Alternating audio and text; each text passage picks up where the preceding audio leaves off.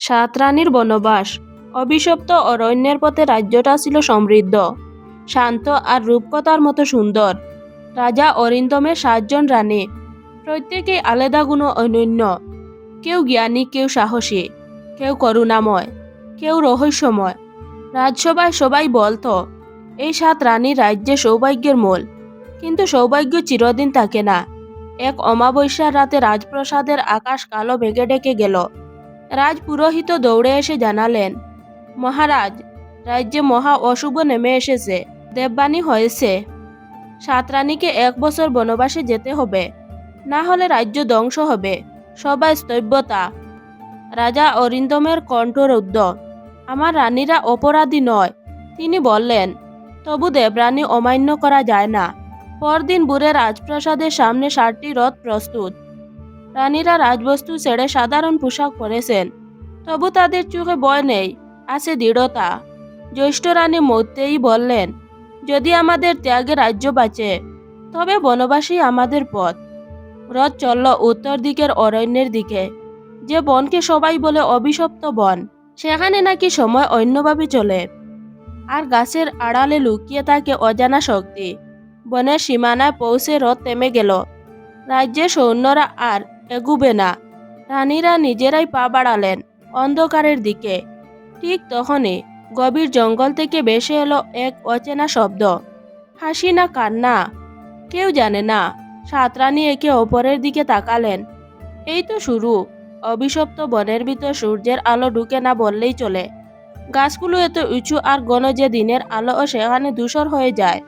পাখির ডাক নেই, বাতাসে শুধু শুকনো পাতার মর্মর। 7 রানী এগুতে এগুতে একটি ফাঁকা জায়গায় পৌঁছালেন। মাঝখানে একটি বিশাল পুরনো বটগাছ, শিকড়গুলো সাপের মতো মাটির ওপর ছড়িয়ে আছে। কনিষ্ঠ রানী অনিন্দিতা ফিসফিস করে বলল, এই গাছটা যেন আমাদের দিকে তাকিয়ে আছে। রানী বৈদেহী, যিনি জাদুবিদ্যা পারদর্শী, চোখ বন্ধ করলেন। কিছুক্ষণ পর ধীরে বললেন, এখানে শক্তি আছে, ভালো হতে পারে, ভয়ঙ্কর ও। রাত নামতে লাগলো। আগুন জ্বালানোর আগে হঠাৎ বনের ভেতর থেকে শোনা গেল পায়ের শব্দ। কেউ বা কিছু ঘুরে বেড়াচ্ছে। রানী সৌর্যপ্রিয়া তরবারির হাতল শক্ত করে ধরলেন। ঠিক তখনই অন্ধকার থেকে বেরিয়ে এলো এক বৃদ্ধা, চুল সাদা, চোখ অদ্ভুতভাবে উজ্জ্বল। ভয় পেও না, সে বলল, এই বন তোমাদের পরীক্ষা নেবে।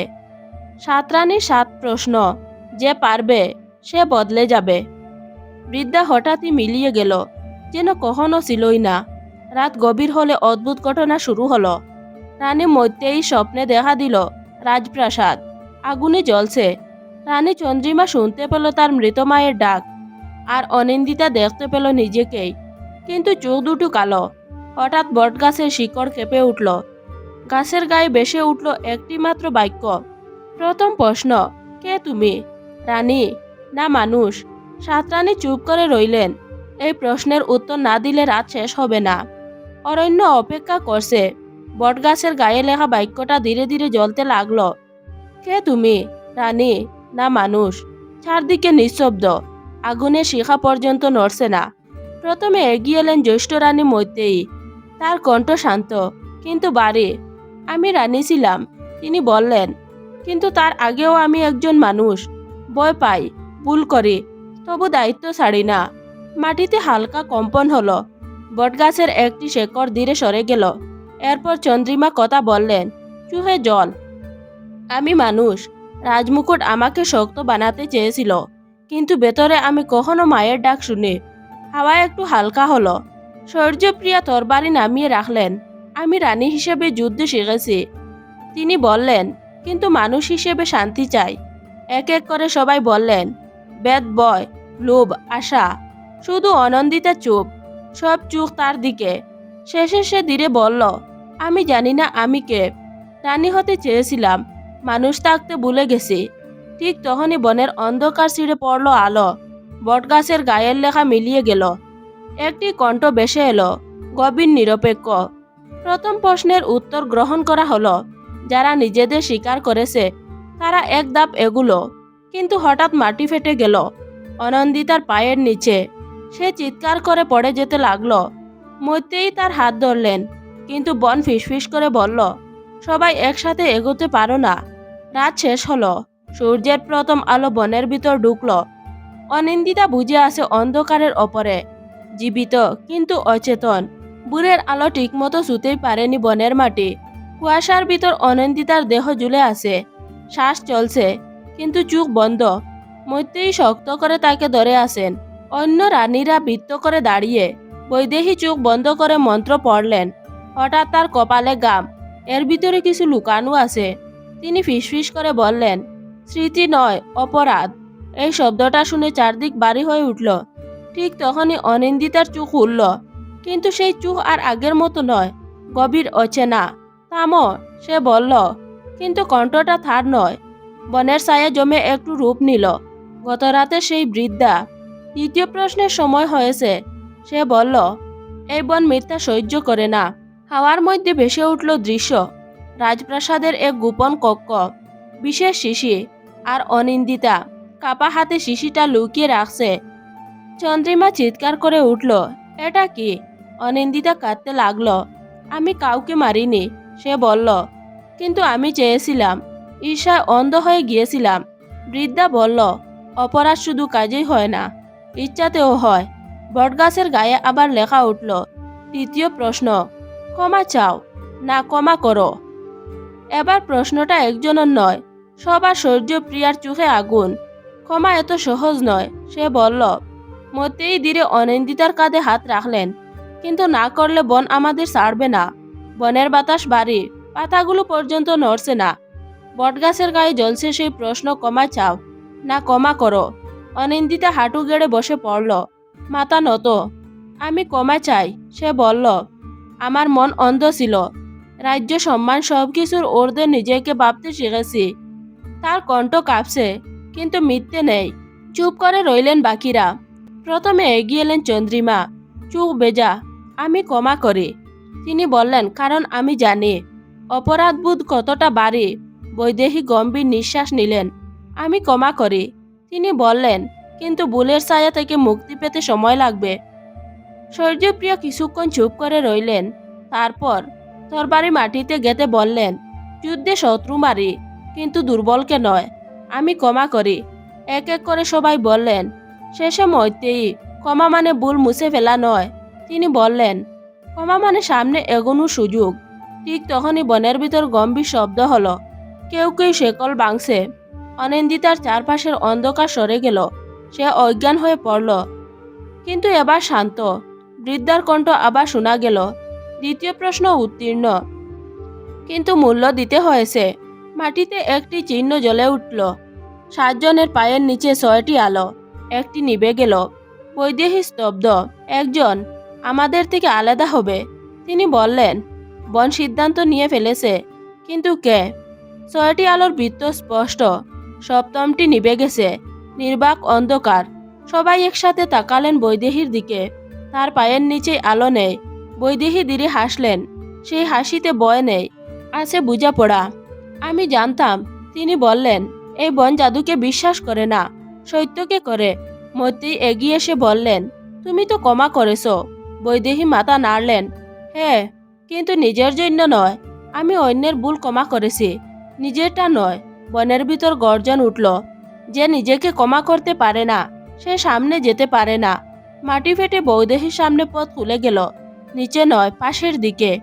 একটি আলাদা অরণ্যপথ। বৃদ্ধা আবার আবির্ভূত হলো। এটা শাস্তি নয়, সে বলল, এটা একাকী যাত্রা। বৈদেহী মৈত্রেয়ীর হাত ধরলেন, যদি বাঁচো, রাজ্য বদলাবে। তিনি ফিসফিস করে বললেন, বন শুধু আমাদের নয়, রাজ্যেরও বিচার করেছে। তারপর তিনি পথটিতে পা রাখলেন। এক মুহূর্তেই তিনি মিলিয়ে গেলেন। বন আবার শান্ত। হঠাৎ আকাশ কালো হয়ে উঠল। বর্জনীনাদ। বটগাছের পায়ে তৃতীয় লেখা ফুটে উঠল। তৃতীয় প্রশ্ন, কাকে বাঁচাবে? রাজ্য না একে অপরকে? 7 জন নয়, এবার 6 রানী। বজ্র নেমে গেছে, কিন্তু আকাশ এখনো ভারী। বটগাছের গায়ে জ্বলছে তৃতীয় প্রশ্ন, কাকে বাঁচাবে? রাজ্য না একে অপরকে? এইবার কেউ তৎক্ষণাৎ কথা বলল না। সূর্যপ্রিয়া প্রথম নীরবতা ভাঙলেন। রাজ্য ছাড়া আমরা কিছুই নই, তিনি বললেন। হাজারো মানুষের জীবনের দাম 6 জনের চেয়ে বেশি। চন্দ্রিমা কেঁপে উঠলেন, তিনি রাজ্য তো মানুষ দিয়েই গঠিত। তিনি বললেন, আমরা যদি নিজেরাই একে অপরকে ছেড়ে দেই তবে কি শিখলাম? মৈত্রেয়ী চোখ বন্ধ করলেন। রাজ্যপ্রসাদ, প্রজা, যুদ্ধ সব মনে পড়ছে। এ প্রশ্নের কোনো ন্যায্য উত্তর নেই। তিনি ধীরে বললেন। ঠিক তখনই বন কেঁপে উঠল। মাটির ভিতর থেকে ছায়ারা উঠে এলো। রাজ্যের দৃশ্য করা, আগুন, মৃত শিশু, ভাঙ্গা মন্দির। তারপর আরেক দৃশ্য, ছয়রানি রক্তার্ত একে একে পড়ে যাচ্ছে। বন ফিসফিস করল, একটি পথেই কম ক্ষতি। অনিন্দিতা কাপা গলায় বলল, যদি আমাদের একজনের মৃত্যুতে রাজ্য বাঁচে।